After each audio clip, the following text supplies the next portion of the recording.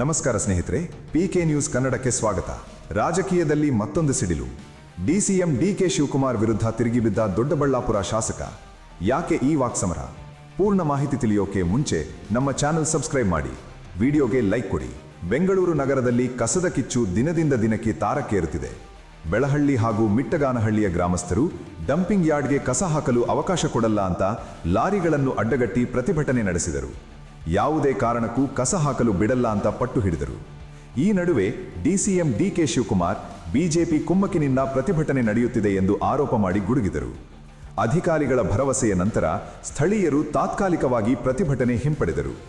ಆದರೆ ಸಮಸ್ಯೆ ಕಮ್ಮಿಯಾದರೂ ರಾಜಕೀಯ ಮಾತ್ರ ಮತ್ತಷ್ಟು ಕಾವೇರಿತು. ದೊಡ್ಡಬಳ್ಳಾಪುರ ಶಾಸಕ ಧೀರಜ್ ಮುನಿರಾಜ್ ಸರ್ಕಾರದ ವಿರುದ್ಧ ಆಕ್ರೋಶ ಹೊರಹಾಕಿದರು.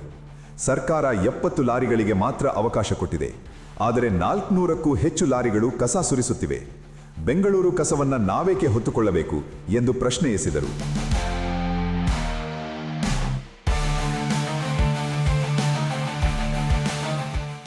ನಮ್ಮ ಶಕ್ತಿ ಇರುವಂತದ್ದು ಸರ್ಕಾರ ಅವ್ರದ್ದಿರುವಾಗ ಪೊಲ್ಯೂಷನ್ ಕಂಟ್ರೋಲ್ ಬೋರ್ಡ್ ಅವ್ರ ಕೈಯಲ್ಲಿರುತ್ತೆ, ಜಿಲ್ಲಾಡಳಿತ ಅವ್ರ ಕೈಯಲ್ಲಿರುತ್ತೆ, ಅಧಿಕಾರಿಗಳು ಅವ್ರ ಕೈಯಲ್ಲಿರುತ್ತೆ. ಹೇಳಿದ್ರಲ್ಲ, ಇಸ್ಮಾಕ್ ಒಳಗ್ ಕೂರಿಸ್ತೀನಿ ಅಂತ, ಪೊಲೀಸ್ ದಬ್ಬಾಳಿಕೆ ಅವ್ರ ಕೈಯಲ್ಲಿರುತ್ತೆ.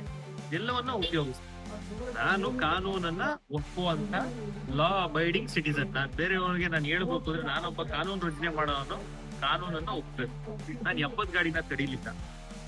ನಮ್ಗೇನು ಈಸ್ಟ್ ವೆಸ್ಟ್ ಮಾದೇವಪುರದಿಂದ 21 ವಾರ್ಡ್ಗಿಂತ ಯಾವ್ದು ಬರ್ತಾ ಇದಾವೆ ಆ ಗಾಡಿಗಳು ನಾನು ನಿನ್ನೆ ತಕರಾರು ಮಾಡಿದ್ದೆ.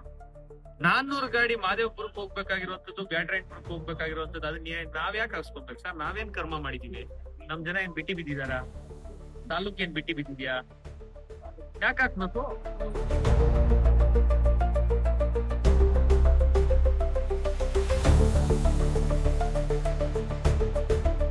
ಇದಕ್ಕೆ ಕಿಡಿಕಾರಿದ ಡಿಕೆಶಿ, ಯಾರು ಕಸ ಹಾಕನು ಬಿಡಲ್ಲ ಅಂತಾರೆ, ಅವರ ಕ್ಷೇತ್ರದಲ್ಲಿ ಕಸ ಎತ್ತಲ್ಲ, ಆಗ ಜನ ಅವರನ್ನೇ ಪ್ರಶ್ನಿಸುತ್ತಾರೆ ಎಂದು ತಿರುಗೇಟುಗೀಡಿದರು. ಡಿಕೆಶಿ ಮಾತಿಗೆ ಬಿಜೆಪಿ ನಾಯಕರು ಕಿಡಿಕಾರಿದರು. ಕನಕಪುರಕ್ಕೆ ಕಸ ಹಾಕಿಸಿಕೊಳ್ಳಿ, ನಮಗೆ ಬೇಡ ಎಂದು ಧೀರಜ್ ಮುನಿರಾಜು ಮತ್ತೆ ಸವಾಲು ಹಾಕಿದರೆ, ಸಿಟಿ ರವಿ ಬೆದರಿಕೆ ಹಾಕುವುದೇ ಡಿಕೆಶಿ ಬ್ರ್ಯಾಂಡ್ ಎಂದು ವ್ಯಂಗ್ಯವಾಡಿದರು.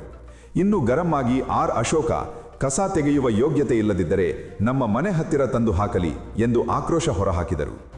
ಒಟ್ಟಾರೆ ಬಿಜೆಪಿ ಕಾಂಗ್ರೆಸ್ ನಡುವಿನ ಕಸದ ಜಟಾಪಟಿ ಮುಗಿಯೋ ಲಕ್ಷಣ ಕಾಣ್ತಿಲ್ಲ. ಈ ವಾಕ್ಸಮರ ಮುಂದೇನು ರೂಪ ತಾಳುತ್ತೋ ಗೊತ್ತಿಲ್ಲ. ಆದರೆ ಒಂದು ಸತ್ಯ, ಬೆಂಗಳೂರು ಬೀದಿ ಬೀದಿಯಲ್ಲಿ ಬಿದ್ದಿರುವ ಕಸ ರಾಜಧಾನಿಗೆ ಕಳಂಕ ತರ್ತಿರೋದು ನಿಜ.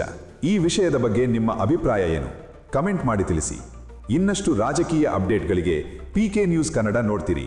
ಧನ್ಯವಾದಗಳು.